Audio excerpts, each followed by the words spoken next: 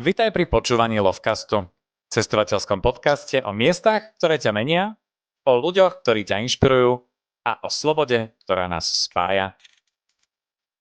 Priatelia, vítajte pri tomto novom podcaste, konkrétne Lovecaste, aj spolu s zakladateľom cestovnej agentúry Love. Ale to je kancelária, nie agentúra. Aha, prepáč, no tak sa opíš. Kto si, čo si a čo je vlastne Love? Agentúra sprostredkováva a kancelária tvorí, takže vieš, v Love tvoríme zájazdy. Okay, tak... Ale veľa ľudí si to milí, takže... A ďakujem za privítanie. Vo svojom vlastnom podcaste, tak, samozrejme. Tak. Toto je vlastne Paliho podcast, kde si povieme viac o tejto cestovnej kancelárii, nie agentúre. A takisto aj o rôznych cestách, ktoré si už zažil, ktoré aktuálne hlavne plánuješ, lebo máš toho fakt, že veľa. Ja viem o týchto veciach a je to fakt, že zaujímavé. Aj pre mňa ako človeka, pre ktorého cestovanie nie je nejaké to životné poslanie, aj keď ma to zaujíma. No a tvoj Instagram ukazuje, že cestuješ dosť. To tak len vyzerám.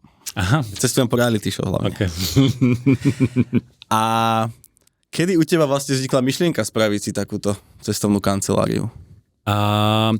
Vieš, ja som dlhšie rozmýšľal nad nejakým biznisom, že čo v podstate nejak riešiť vo svojom a o svojom a nejak odísť z toho korporátu, ale myšlienka založiť cestnú kanceláriu bola takto, že pred rokom. Prvýkrát takto. Ale... To bolo počas toho, ak sme vlastne, keď si chodil ku mne na školenia, kedy si vlastne skončil v robote a začal si akoby objavovať nové veci. Áno. Ako dobre, tak cestovanie pre mňa nie je, že objavovanie nových vecí, lebo cestoval som už aj predtým a objavoval. Áno. Hej. A to vlastne ľudia môžu sa cestovať a počúvať hudbu, ktorú hrám. Hej. To je úžasné. A rozmýšľal som teraz, že čo spravím tak, aby som vlastne nielenže seba uživil, alebo robil niečo prospešné pre ľudí, a keďže naša spoločnosť je taká, aká je, a myslím si, že cestovanie dosť otvára hlavu a mysel, tak som si vybral túto cestu. Ale to je podľa mňa problém Slovákov, veľa Slovákov, že málo cestujú, si myslím. Nie, Slováci veľa cestujú. Veľa cestujú? Veľa, úplne veľa cestujú, hej. No ako ja, keď beriem aj napríklad ľudí z môjho mesta a tak, že ako keby nie sú otvorené tým novým obzorom a tým novým kultúram, ktoré sa vo svete dejú. Ja sám viem, že ja chodím po tých komerčných destináciách, kde sú akože úplne že základné veci a akože nie je to ničím špeciálne, ako si povieme o chvíľku, ale už len to mi, ako mi to otvorí myseľ a celkovo to, ako to fungovanie. Preto som myslel, že Slováci by mali byť viac takí otvorení, ale keď hovoríš, že sú... Vieš čo, keď sa pozrieš na to, že západný svet mal vždy možnosť cestovať, tak cestovali. My keď sme mali vlastne ešte železnú oponu a boli sme tu uzavretí do 89 a mohli cestovať tak maximálne Bulharsko, Rumunsko a Maďarsko, tak ľudia cestovali menej. A ako náhle vlastne bola tá možnosť cestovať, tak zrazu ten trend, že bum, a všetci cestujú všade. A u nás to ešte umocňujú všetky tie nízkonakladovky na Slovensku, hej, teraz vo Veľkom Bratislava, Košice, ešte viacej tak akože podporuje. Ale zase máš iné typy cestovateľov. Sú takí, ktorí chodia do rezortov a tam vlastne all inclusive len ležia a sú potom tí dobrodruhovia, ktorí vlastne... Love, samozrejme. Áno, hej, z love, že chodia a teraz majú aj ten relax a ten oddych a aj vidia a spoznávajú tie druhé kultúry, hej? Dobre, čiže 5-hviezdičkový hotel Egypt Resort u teba asi nenájdeme. Akože určite 5-hviezdičkový hotel ponúknem, hej, mám aj také, ale nie je to ležanie pri bazéne. Nie len tak, hej.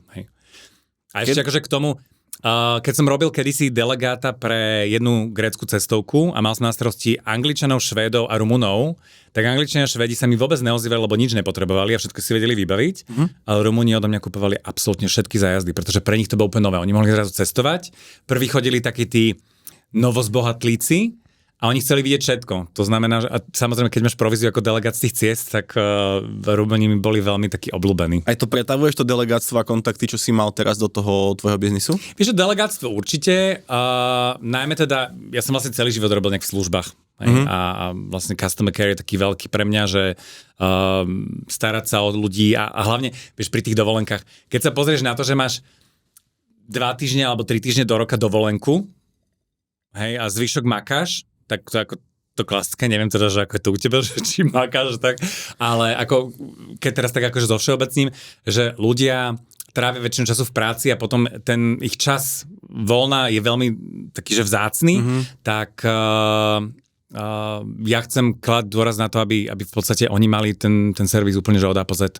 Preto som aj tak akože pri koncipovaní mena rozmýšľal, že love, hej, že off. Je tam to off, že oni vypnú. Ako je tam za tým veľká myšlienka, lebo love ako láska v podstate, keď zoberieš, off ako vypnutie, áno, a proste, lovecast ako... Hej, úplne to je moja love story. Jak to vzniklo, tento názov? Ja som totiž to už nad tým rozmýšľal dávnejšie, že ako budem podnikať. A mal som také obdobie, že som bol rok bez jobu, dobrovoľne a cestoval a začal som tak akože Instagram a sociálne siete vtedy začali, hej, 2013-14 a ja som každý deň postol nejakú peknú fotku a dal som nám, že Love Monday by Paul, Love Tuesday by Paul. A tak vzniklo Love by Paul, čo je vlastne názov SROčky. A všetci mi potom pri zakladaní cestovky povedali, že Love by Paul, Slováci ti to nezožerú, je to dlhé, je to anglicizmus, tak sme sa s tým si nejak vyhrali a zrazu z Love by Paul vzniklo Love, že stále je tam tá láska, to off a stále je to by Paul. Takže Love by Paul. Kedy si mal prvú cestu v rámci ako svojej cestovky? A ako sa ti to podarilo vlastne naplniť, že boli to tvoji blízky hlavne z začiatku, že kamaráti podporujú ten biznis, alebo si už dokázal trafiť aj, že niekoho povedzme, že je cudzieho? Vieš čo, bolo to, ja som vlastne všetky náležitosti, lebo však ako cestovka potrebujem strašnú byrokraciu, papiere vybavovať a povolenia a poistenia a tak ďalej, všetko mám. A ja som vlastne web stránku dokončil k 1. marcu, ale ten víkend som vlastne ešte bol v Anglicku, tak som povedal, že posledne to na 3. a ja som 3. spustil web. A nejaké 2 alebo 3 hodiny potom, jak som spustil web, prišli prvé 2 objednávky na Madeiru v rovnaký mesiac a potom som sa zložil, mal som teploty a horúčky a tak ďalej, lebo však vieš, to napätie, keď vlastne niečo plánuješ tak ďalej, tak ma to úplne odrovnalo a nerobil som žiadne nejaké ďalšie aktivity na to, aby som naplnil ten zájazd a mám tam samozrejme nejaké minimum a tak ďalej, ale proste povedal som si, idem, mám tam ľudí, potrebujem si to odsprevádzať, nech proste mám content, skúsenosti, klientov a podobne, tak som vlastne išiel s 2 ľuďmi na Madeiru na 5 dní. Čo sme sa bavili aj medzi sebou, tak ty vlastne každú destináciu, ktorú ponúkaš už, tak je to destinácia, kde už si ty bol. Áno, áno. Ale a keď si nebol, tak ideš predtým, celým zájazdom si to celé naštudovať. Čo je vlastne to isté, áno, čiže bol som tam. Áno, ale dobre, ale také, že už to, že nemyslím, že akože v minulosti, ale teraz, napríklad povedzme, že teraz si plánuješ Indiu, o tom si povieme samozrejme neskôr, tak teraz si vlastne sa vrátil z Indie. A predtým či bol si predtým ešte v Indii? Nie, to bol prvýkrát teraz. Hej, akože ideš vždy, aby si... Ja si myslím, že to je absolútne nezodpovedné ísť s ľuďmi niekam, kde si ešte v živote nebol. Ty potrebuješ vedieť také nuancy, že kde majú najlepšiu kávu, kde sa najesť, kde sú toalety, lebo to sú najdôležitejšie veci, sú kde je dobrá káva, kde sú vecka. Nájsť si lokálne kontakty, hej, nejakých sprievodcov, pozrieť sa proste na nejaké tie veci ako presuny, otestovať rôzne hotely. Hej, aby si vlastne nešiel do nejakého skému, hej, lebo ako čo sa týka skémov, tak sú krajiny, ktoré naozaj majú veľmi skemerské stránky alebo ponuky je napríklad na takom bookingu, kde premostím tak k tej Indii. Náš som fantastický 5-hviezdičkový hotel, hovorím, idem tam, ubytujem sa a fotky na bookingu boli, kde bola krásna spálňa a za oknom boli zasnežené ihličnany. A ja, že ale to nemôže byť India, to nemôže byť New Delhi, hej? Takže... A tým, že ich je tak veľa aj v Indii, tak si myslím, že aj všetky tie recenzie boli fake, takže... To booking akože toto nemá ošetrené? Vieš čo, bavili sme sa o tom so známymi, ktorí tiež takto akože riešia a názor je, že booking nestíha vôbec mazať takéto... Tam stále nejaké nové nehnuteľnosti a listingy pribúdajú, takže... Treba povedať a podotknúť, že aby si to ľudia nepredstavovali tak, keď to budú pozerať laici, že nie je to kancelária taká, že zoberie sa jedno celé lietadlo 300 ľudí a idú nejakým smerom, ale sú to skôr také komunitné záležitosti. Áno, hej. Že aké sú tie počty tých ľudí, že od do, najviac, najmenej, že koľko sa, ako očakávačujem, od 5 do 20 maximálne? Vieš čo, nie, maximálne 14, už tých 20 je veľa. Kvôli asi 2 autám, myslíš, že keď máte? Ako kde, tak máš destinácie, kde v podstate by sme v kľude mohli mať aj viacej ľudí, hej, dajme také Maldivy, hej, lebo tam sa presúvaš v podstate buď rýchločlnými alebo trajektami medzi ostrovami. Potom máš napríklad, že USA Západ, kde ja aj šoferujem ten minivan, kde v Amerike môžeš šoferovať 9-miestný, takže máš maličkú skupinu, ale tam ide skôr o to, aby to naozaj bolo také, že zážitkové a autentické, lebo ja som sprevádzal aj autobusy, kde bolo 55 ľudí a tam tí ľudia sú proste pre teba XY. Nepoznáš ich mená, nevieš. Je také osobné. A o to mi vlastne ide. Hej, o to ide, že aby to bolo naozaj autentické, osobné, aby aj ľudia sa navzájom spoznali, pretože veľa ľudí aj cestuje samých, hej, že nemajú s kým, alebo niekto sa nevybere do tej destinácie, alebo práve naopak, že chcú mať takú, že komunitu menšiu, takže sú to naozaj skupiny od 8 do 14 podľa destinácie. Lebo som videl, že sú vlastne aj skupiny, kde ľudia hľadajú akoby parťákov na cestovanie. Áno. Ako príde mi to celkom nebezpečné. Vieš čo, vyskúšal som to. A v poriadku? Lebo ja som videl, jeden príbeh som počul presne a zase to bolo, že extrém. Že ani k tomu nedošlo. A nakoniec ešte typek, akože reálne dievča No, treba byť opatrný v živote. Čo sa týka tohto, že hľadám parťaka na dovolenku, vyskúšal som to raz, lebo tak ako som povedal, chodím najprv do tých destinácií, aby som si ich nech vyskúšal. A keď som bol minulý rok na Azoroch, tak som povedal, že idem sám na Azory, ale platíš auto, platíš benzín, platíš ubytko. Tak ja, že napíšem parťak na dovolenku, alebo pozriem sa, kto tam je a tí ľudia to mali vyslovene len za náklady. Hej? Takže mi sa podarilo pár ľudí ukecať, ktorí v podstate mali za úplné náklady. Smeti, hej? Za smeti, presne tak. Ten zájazd, vlastne názory a ešte mali v podstate niekoho, kto to celé vymyslel, zorganizoval, ešte im povysvetľoval veci. A pre mňa bolo ešte dobre to, že poprvé tie náklady som si vedel splitnúť medzi nich a ďalšie, a dostal som aj spätnú väzbu, že čo áno, čo nie, hej, že viacej ľudí sa potom vlastne podiela pri takej tvorbe. A tak som vlastne vytvoril potom Azory pre reálne potom love skupiny. Tak tým pádom to bude ako, že ty budeš, táto bude dobrá cieľovka pre teba, tí ľudia takí v tých skupinách, ktorí možno hľadajú tých parťákov. Áno, aj, lebo mám aj single ľudí, mám aj páriky, ktoré idú, mám aj rodiny, hej, teraz Tajsko napríklad, sú tam aj rodiny, aj single ľudia, aj že je taká kombinácia. A čo sa mi napríklad už teraz dvakrát stalo, že som spravil na mieru. Hej, že vlastne 2 rodiny si zobrali Jordánsko a jedna firma ma oslovila, že či spravím vlastne pre ich klientov a partnerov, čiže a to je, akože toto môže v rámci biznisu tiež zaujímavé. Pokiaľ firma poskytuje tieto akože benefity zamestnancom, tak... Ja to poznám tiež aj z môjho jobu, že predtým, že my sme vlastne vždy takto, že predajcov volávali, keď som ešte pracoval v korporáte, ako za odmenu, že to mali v rámci nejakej súťaže a či už to bola potom lyžovačka, alebo išli Andalúzia, alebo išli potom Sicília, tak vlastne mali pár dní takýto, že komplet program, tak pozri, biznisu sa nebránim, cestovanie je super, cestovanie otvára hlavu a čím viacej ľudí bude cestovať, tým viacej ľudí bude podľa mňa aj tolerantnejších a budú vnímať aj ten náš svet tunak tak. A čo je podľa teba kľúč, ako to dostať k tým ľuďom, lebo je koľko je takýchto cestov v rámci nejakej konkurencie, takejto, čo ty robíš? Vieš, podľa mňa konkurencia je ten človek, ktorý má absolútne všetky skilly na to, aby si to zorganizoval sám, vieš. Akože áno. Ale máš destinácie, kde sa napríklad človek buď neodváži sám, hej, lebo ju považuje za nebezpečnejšiu, alebo potrebuješ mať nejak to pripravené, alebo nejakých miestnych lokálnych guidov tam, alebo sú potom také krajiny, kde bez partnerskej cestovky sa nedostaneš. Sokotra napríklad, hej, na Sokotru sa nedostaneš, tam potrebuješ mať Jemen, hej, čiže akože si myslím, že to je taká, že destinácia 2025-2026, nemáš proste krásny ostrov, kde máš nedotknutú prírodu, máš tam, myslím, že 2 alebo 3 hotely sú tam iba, spíš tam celý čas v stanoch a máš naozaj že nádhernú paniackú prírodu, ale dostať sa tam vieš len s pomocou partnerskej cestovky a letia tam 2-krát týždenne lietadlá, ktoré v podstate majú svoju kapacitu a neletia tam len teda ľudia zo Slovenska, ale z celého sveta plus ľudia, ktorí vlastne sa presúvajú zo Sokotry na pevninu. Hej. No dobre, ale tak keď sa tam raz dostaneš s niekým, tak nie je akože šanca, že tam na budúce nepôjdeš sám so svojou cestovkou, ale to budeš možno exkluzívnejší. Či nie? No potrebuješ tam mať tie kontakty, lebo oni ti vedia len vybaviť ten let a tie víza. Nikto nič nevybaví. Čiže... A robí si aj prieskum, že ktoré cestovky čo ponúkajú a ísť trošku, že inou cestou, alebo veľa sa to, alebo sú tak široko zamerané cestovky, že už to obsahujú tie isté miesta? Pozri, máme jednu planetu. Všetky krajiny sú rovnaké. A bavíme sa o Slovensku. Áno, ale však tam smerujem, že máme jednu planetu a tie destinácie sú všade všetky rovnaké. Hej? Čo sa týka Slovenska, tak máš veľké cestovky, ktoré, ja viem, teraz najväčší, ktorý je tu najdlhšie, ponúka teraz super biznis, luxus a tak ďalej. Potom máš niekoho, kto ponúka len čisto autobusy a presúvaš sa proste do najbližších miest a ideš do Paríža teraz autobusom a podobne.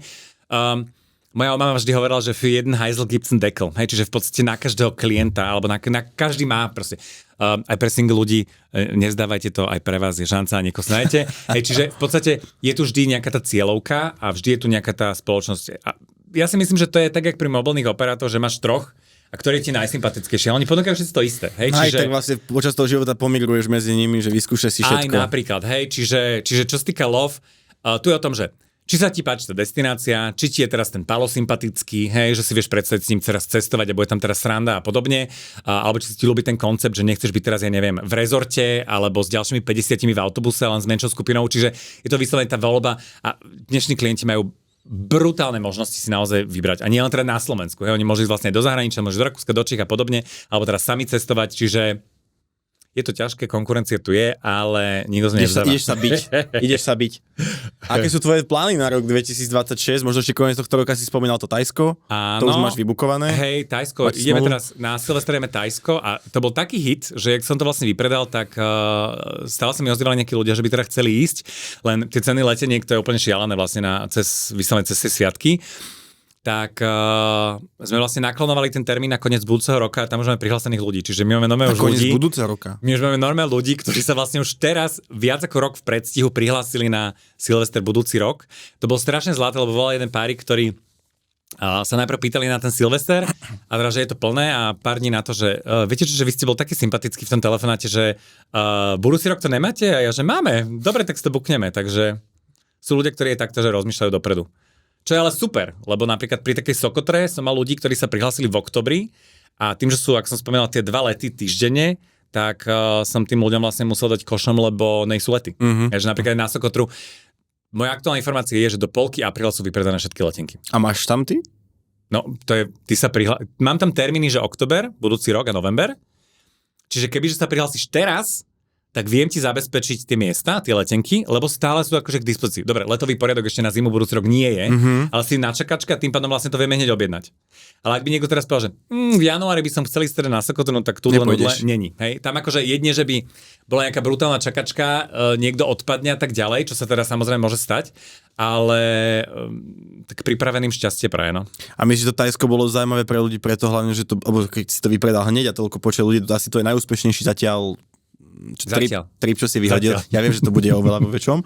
Či to budeš to robiť častejšie a prečo aj cez rok napríklad, keď je taký dopyt. Áno, vieš čo, nechcem teraz tak paušalizovať, že Slováci boli nejaký komerční, ale Slováci... Na to som narážal. Slováci... Ako si ochotný sa pobiť s tým, že Slováci možno nebudú takí open-minded na také tie krajiny, ktoré by si chcel robiť, ale povedzme, že Tajsko 5 krát za rok pôjde, tak spravíš to 5 krát za rok? Určite áno, ale na to potrebujem posilu, hej, lebo akože, pozri, mesiac má 4 týždne, ja som schopný dať za tie 4 týždne tak 2-3 destinácie a aj to chcem byť doma, hej, napriek tomu, že rád cestujem, čiže sám to nedám, preto som už prednedávnom aj vyhodil von inzerát, že hľadám teda posily a črtá sa mi teraz spolupráca, už tam teda mám aj s niekým iným nahodené nejaké destinácie, Alžírsko a teraz vlastne Moldavsko. Ale čím viac ľudí, tým väčšia sranda. Ale hľadám takých ľudí, ktorí sú vyslovene, že tak na takom... A ty vieš vychádzať s ľuďmi, ty si taký podľa mňa veľmi priateľský, ale tak zase si šéf. A vieš byť aj šéf, že si akože dupnú, myslíš? Lebo za mňa príde strašne dobrý človek, vieš? Že nie tak autoritatívny v tom onom. Že keď by si už mal zamestnávať ľudí, a či by si hlavne veril ľuďom takto. Vieš, v manažmente a v team leadership akože leadership som už mal. To by sme mohli do podcastu pozvať nejakých ľudí z mojich starých tímov. Nech oni teda povedia. A taký, čo si vyhodil, by som pozval, vieš? No to by som sa mohli spýtať, že čo bol dôvod, prečo boli vyhodení. Nie, tých, ktorí si vyhodil, ľudí. Že ste ako nemali také tie vzťahy možno. No veď, ale však to by som sa spýtal teda, že čo si myslíš, že prečo teda boli vyhodení, hej? Je tak. Nie, pozri, akože je dôležité vybrať si tých správnych ľudí na to, aby vlastne s tebou fungovali a na to, aby poskytovali aj to, za čím vlastne lovie. Hej, aby to v podstate bola naozaj že pohoda pre tých ľudí a vážili si ten čas, takže... Čiže v podstate taký delegát tvoj. Hej. Je to, ako delegát je to povolanie, nie? Je to sprievodca v cestovnom ruchu, delegát, áno. Žiadny animátor? Nie. Deti? Vieš čo, mám aj deti na zájazdoch. Záleží podľa toho, že aký je to ťažký trip. Hej, lebo vezmi si taká Sokotra, si tam v stanoch a podobne, alebo ideš po nejaký New York a máš spoznávačku 5 dní New York, no tak vieš, zoberieš tam 5-ročné dieťa, už je to 5-ročné dieťa? Vieš, celý deň chodíš po Manhattane. Zaplatí? Alebo ideš do rooftop baru s tými ľuďmi, kde máš výhľad na celé mesto, ale tam púšťajú 21, no tak... Treba si potom akože spočítať, že čo je dobre pre tie deti, čo nie. Ideš na Maldivy, áno, OK, tam môže byť na plážičke, super. Hej, takže sú, a teraz mám akože tínejdžerov v tom Tajsku, že rodina si zobrala, si myslím, že tínejdžeri, čo majú tablet, majú mobil, zabavia sa, hej. Ale tam to majú blokované, nie? Či tam to nie je blokované? Nie, či v Číne to je blokované vlastne asi iba. Hej, ale tak však cesty sú vždy. VPNky sú samozrejme. Hej. No dobré, a k tým plánom teda, aké destinácie tam máš ešte vyhodené na budúci rok? Vieš čo, tak moja srdcovka je Afrika, takže mám tam také veci, že Namíbia, cez Veľkú noc mám Juhoafrickú a Namíbiu, ale to už mám vypredané. Čiže Veľká noc, také bolo, že Kapské mesto spolu s Namíbiou. a na august plánujem Zambia, Zimbabwe, Botswana a Okavango Delta. Takže hej, to je akože to je taká srdcovka. No a ak sa všetko bude dariť tak potom Gabon koncom augusta a Gabon je podľa National Geographic, že posledný raj na Zemi. Tam má, že viac ako 80% krajiny sú stále ešte džungle. A pokiaľ si videl Levieho kráľa, tak tá farebná opica Rafiki, mandrill, hej, tak vlastne na konci augusta, začiatkom septembra máš možnosť vlastne vidieť takéto migrovanie týchto opic, sú stovky týchto, to je vlastne najväčšia opica. Takže a zas ten Gabon je taký, že tam surfujú hrochy, slony sú v oceáne a podobne, čiže tá džungla je vlastne hneď pri bielej pláži v oceáne a to je vyslovene o tej prírode. Takže tie plány sú všelijaké, uvidíme teda, že človek plánuje a Boh mení. Určite si pozrite stránku. A aký máš web? www.loff.sk. Takže určite si chodite pozrieť, čo tam všetko uvidíte, alebo chodite si pozrieť, čo tam nájdete. Prihláste sa, alebo sa môžete aj informovať kľudne cez Instagram. Nebojte sa napísať. Instagram, Facebook, TikTok, nebude tam YouTube, tetuška, ktorá vás odbije, nepríjemná. Bude tam Pali. A v ďalších podcastoch si povieme určite o ďalších destináciách, ktoré si už navštívil a približíme si vlastne farebnú Indiu. Napríklad farebnú Indiu, hej. Pali mi posielal nejaké veci, ako to bude fakt zaujímavé, teším sa na to. A toto bol prvý diel Lovcastu. Nultý, pilotný, áno, hej. Prvý bude India. Ďakujem za pozeranie a počúvanie a teším sa, že ste s nami.